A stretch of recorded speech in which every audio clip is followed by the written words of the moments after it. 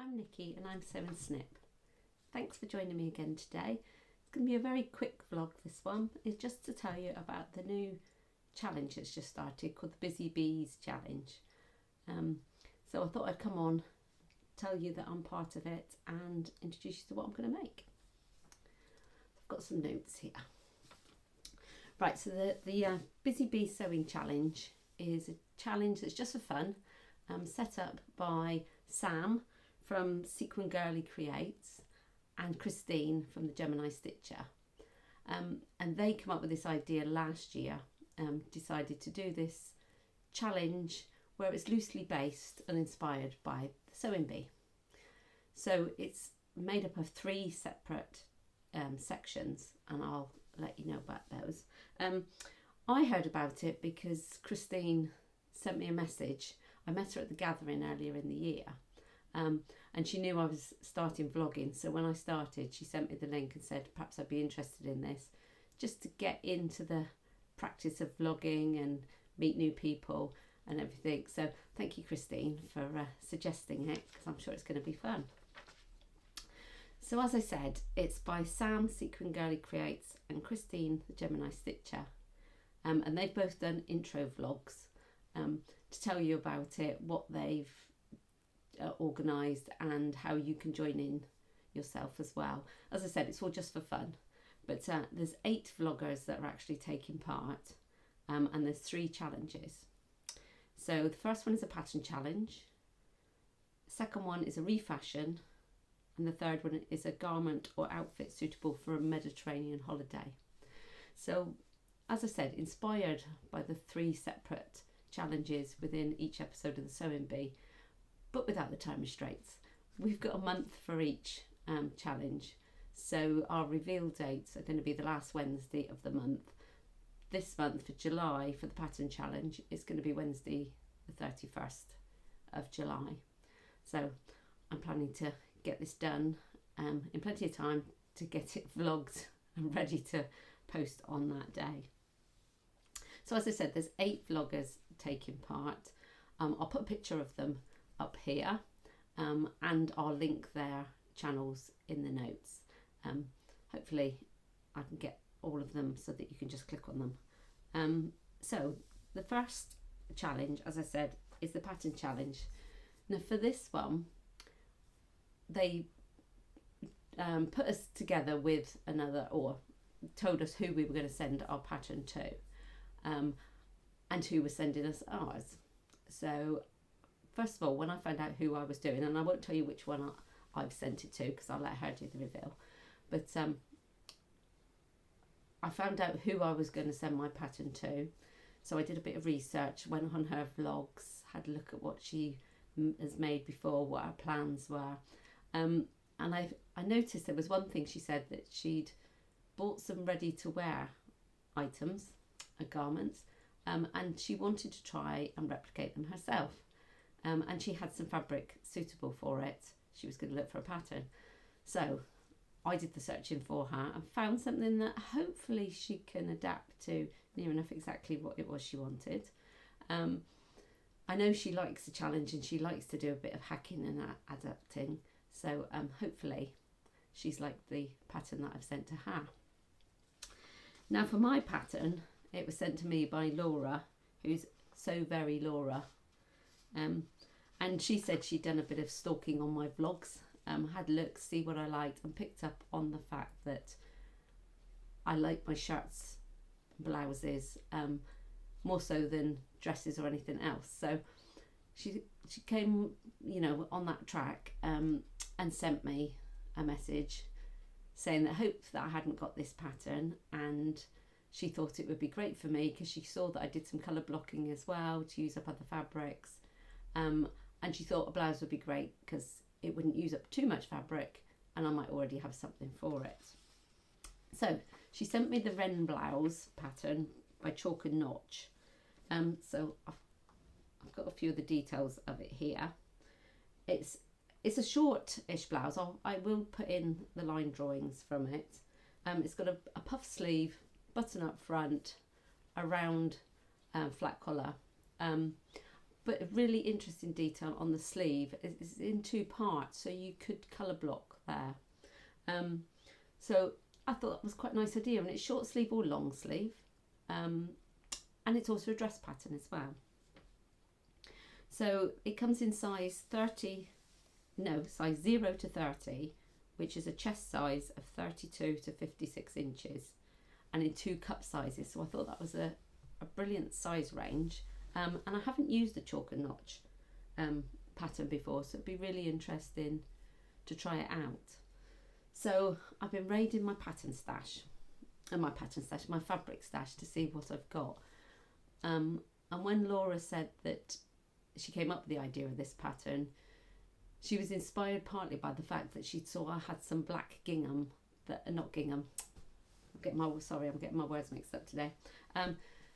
Some black broderie anglaise that I was going to try and make a shirt out of. So I'm not sure if you can see. Hopefully, I'm afraid the light's not quite so good in here today, because I've come into my husband's office because he's recovering from cataracts operation this morning, so he's asleep on the sofa, so I thought I'd come in here out the way. So so the black broderie anglaise I've got is a possibility because it's got a little bit of structure to it, so I think it'll be nice for the shape of the sleeves. So that's one possibility. And as I went through the fabrics, I also found I have another black, but this one's a double gauze with a foil feather on it. So I thought that might be quite interesting for a shirt. I've got just about enough of this one because it says it takes about 1.5 meters, depending on the size, but that's the middle sort of range of sizes. So I haven't used double gauze before, so this has been sat in my stash for quite a while, so I thought that's another possibility. Then I had 2 other ones that I'm sort of considering. I've got a piece of this Dupion silk. Now, if you've used Dupion silk yourself, you'll know it's quite crisp and it's got quite a bit of structure. It does soften once it's been washed, but I thought that would be nice for the little puff sleeve. I think I will make the short sleeve, and also for the colour block area, or the 2 different sections, I could put the weave a different direction, the slub weave, so to add an extra interest to it. So that's another one. And then I also found this, which I absolutely love the colours of. This is a cotton. See, it's got the blossoms and those little birds in there. It's quite a nice thickness. It has got a little bit of structure to it, but relatively soft. So yeah, so there's 4 there that I've got the amounts that I could make the blouse out of. But then as I was looking through and looked at the line drawings and some examples of this as the dress on Instagram, I quite like that as well. Now, if you've watched some of my previous vlogs, you'll know I'm not really a dress person. I love making them and I'm drawn to all the patterns, but the last couple of years, especially doing Me Made May, I've seen that I don't really wear the dresses that I've got in my wardrobe unless I'm going to a special event or I'm on holiday. And as I can't be on holiday all the time, I've tried not to make any more and just wear what I've got. But I think this might be a practical sort of dress because it's a mini dress, so I could wear it with leggings if I decided to wear it when it's a little bit cooler. It would be suitable for work or for when I am away, and when the weather's nice again, because it's raining today. So I just came up with a few fabrics for this possibility. Not something I have a lot of, plain black nowadays, but I found this plain black crepe in my drawer. It's about 2.5 meters there. It's very soft, very drapey.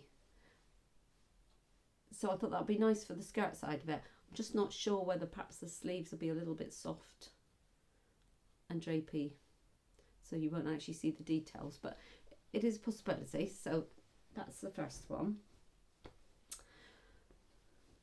Another one I found, and I love the colours in this one. This is a viscose. This was from Fabricland, I think, a couple of years ago. I've got 3 meters of this, so I've got plenty to make it. So yeah, lovely bright blue, and I think that would be quite nice as a mini dress. Could even do it so that the design goes the other way for those sections at the bottom of the sleeve. But yeah, so that's my second choice, possibility for the dress. And then the third one I have,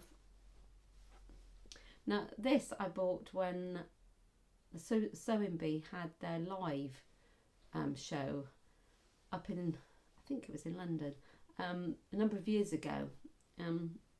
I went there for the day and spotted this, and I keep looking at it thinking I want to use it, but I don't know what to make with it. And it's a chambray, but it's got the embroidery down the bottom, and I thought with the dress, where it's got the button down placket to where the frill goes along the bottom, that section without the bit of cotton on it, that section at the bottom might be quite interesting, but I'd have to look to see whether or not that would work and whether it shows it off to its best. If not, I'm determined I'm going to use that fabric this year to make something.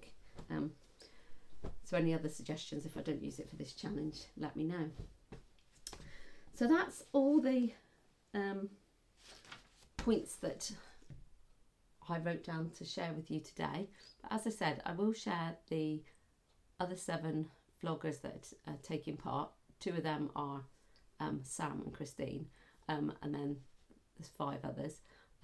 So I'll share all their details with you. Please go along and watch their vlogs. They're all going to do a reveal at some point.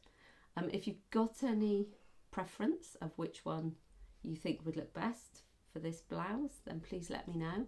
And if you think I should make the dress instead of the blouse, please comment that as well. So as I said, just a quick one today to let you know about the challenge. Thanks to Christine and Sam for organising this, and I'll see you again soon. Bye.